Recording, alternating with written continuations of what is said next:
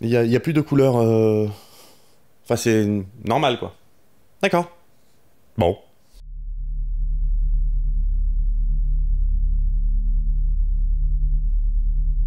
Alors, l'apodeixis dont on parlait la dernière fois, en fait, ce qui se passe, c'est que ça a donné un terme en français qui s'appelle l'apodicité.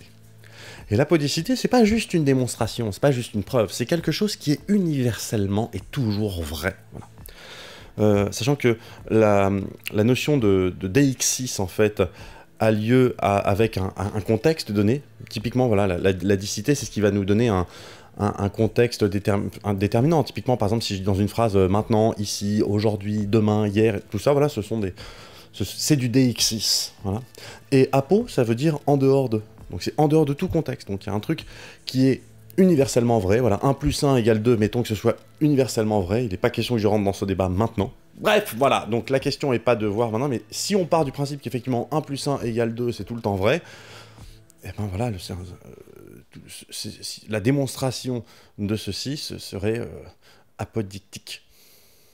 Apodéictique. Non, apodictique. Apodicique. J'en sais rien. C'est l'apodicité de... Voilà.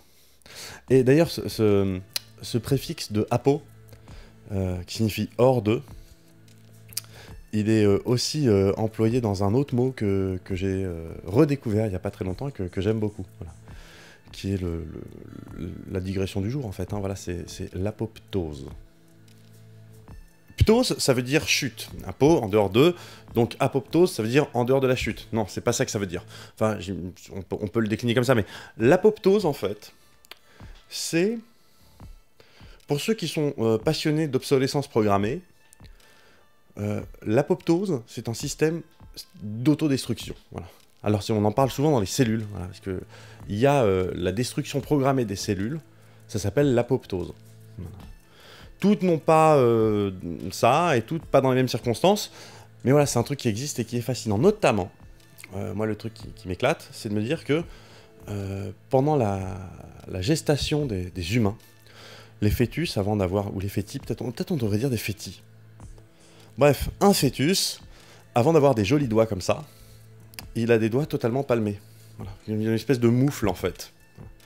Et la peau qui se trouve entre les doigts, bah, les cellules qui constituent cette peau se détruisent par apoptose pendant la gestation. Voilà. Comment est-ce que ces cellules-là savent qu'elles doivent se détruire? J'en sais rien du tout. Mais encore une fois, l'embryologie, c'est juste un truc où tout pourrait aller mal à chaque microseconde pendant 9 mois et où au final, chaque naissance est un miracle. Donc voilà, c'est suffisamment compliqué pour qu'on rentre pas dans le détail. Voilà. Ce n'est qu'une digression. Mais voilà, l'apoptose, la destruction programmée des cellules, notamment, c'est ce qui nous permet d'avoir des doigts. Voilà, c'était une histoire de doigts avant la suite. Salut!